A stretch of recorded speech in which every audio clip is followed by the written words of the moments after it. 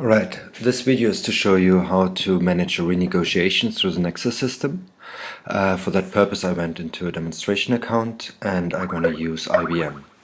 Now the first indication you see here on the summary screen for bits where renegotiations have already been initiated is this red arrow here on the right hand side.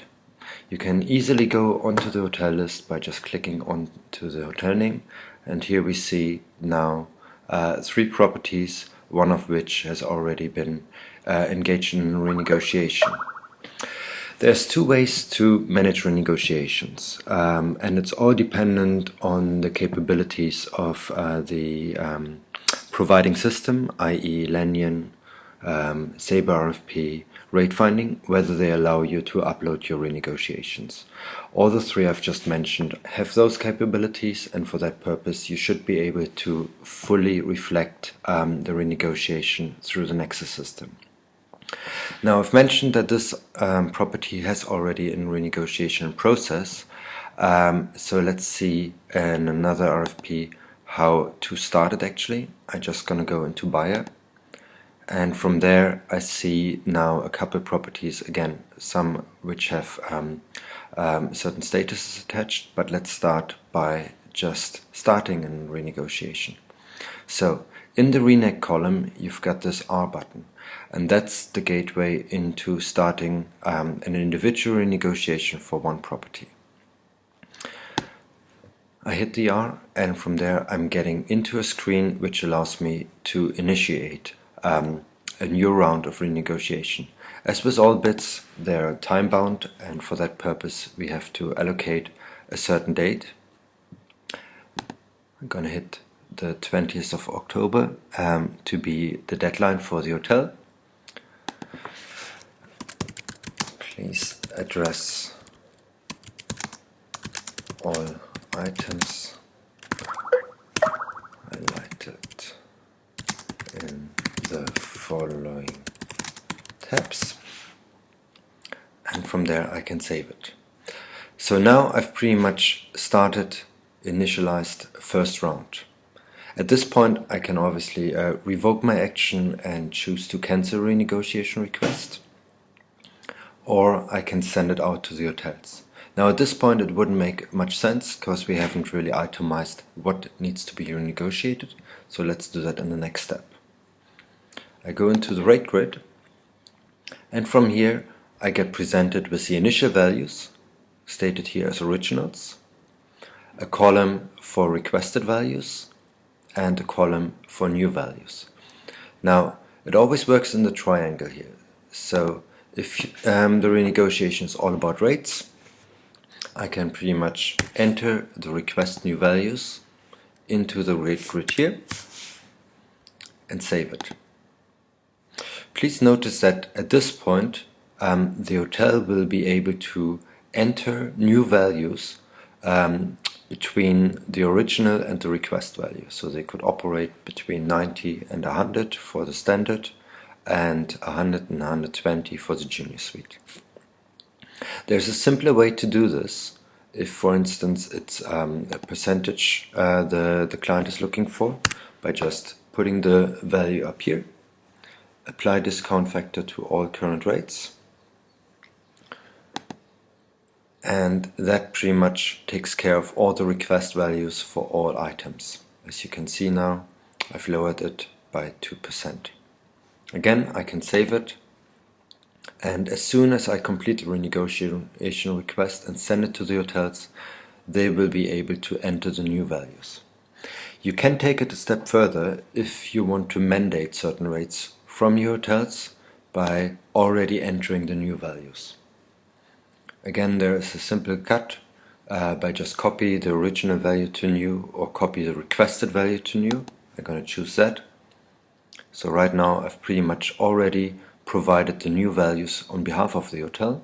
I'm going to save this information, and by entering the new values I've pretty much taken care of all the requirements on this particular tab, and for that reason I get the check mark.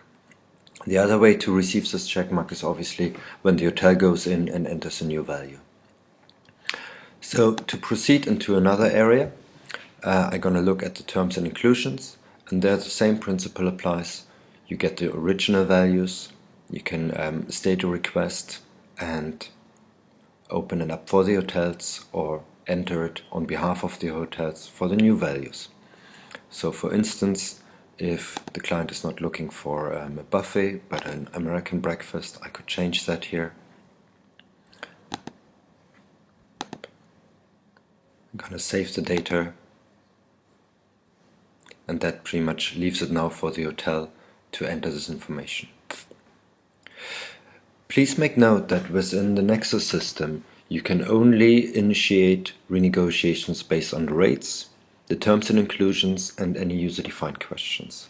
Things like extended stay, meeting module information, or blackout dates are currently not part of the automated renegotiation process in Nexus.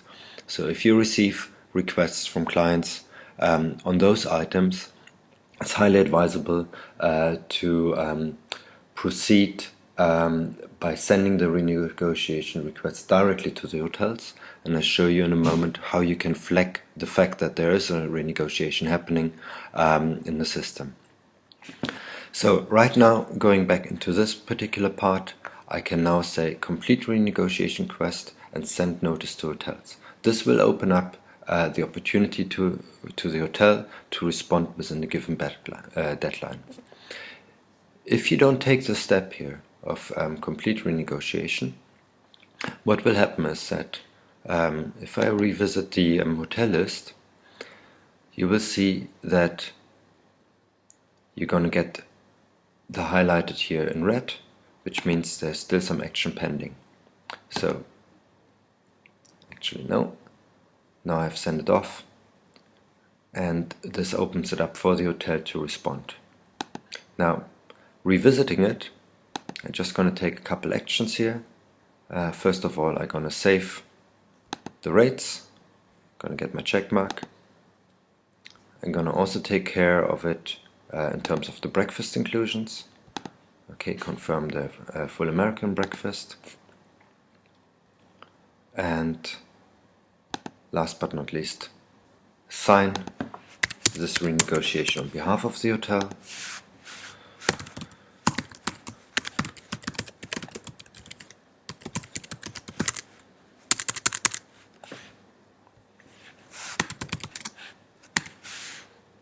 And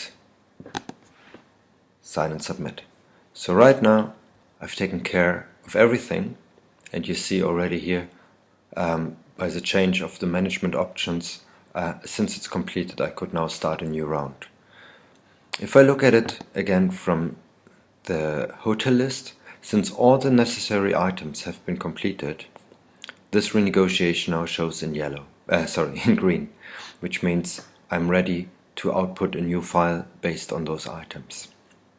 If I want to do that, I just go to RFP output, standard, I choose the relevant format. Now this one was in rate finding, but this applies to any other format. Next step. And again, rather than choosing the program and the specific hotel, I could just go for the program name, and then I can choose the account status as being renegotiated, and that will only output the properties which are linked to any kind of renegotiation. Okay, let's go back to the summary and let's look at a couple other options. You probably see that there's some color coding, and this one is in green, this one is in yellow. Now how did I get to the yellow one? This is pretty much an indication that you have initiated a renegotiation, but you haven't really taken care of it in terms of sending the request to the hotel yet. So there's still action pending. So let's revisit this one, and as I've mentioned, okay, I've got my deadline and I've got my notes, but none of these items I've actually taken care of any of the request items, and that's why it's in yellow. In this case, I can still cancel the renegotiation, and that gets me back into yellow. The last thing I want to show you on renegotiation is a fast way to initiate a renegotiation for multiple properties, and for that I have this multi-reneg button here. So right there I get a shortlisted hotel summary, and these are all the hotels that are either submitted or have completed one round of renegotiations already. So from here I can highlight all, can put the due date in again,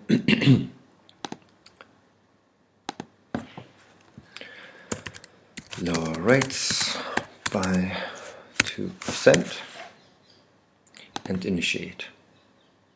So going back to the hotel list, you will see 3 properties now in yellow, meaning okay, I've pretty much identified those as being necessary to renegotiate, but I haven't itemized the items yet that need to be renegotiated.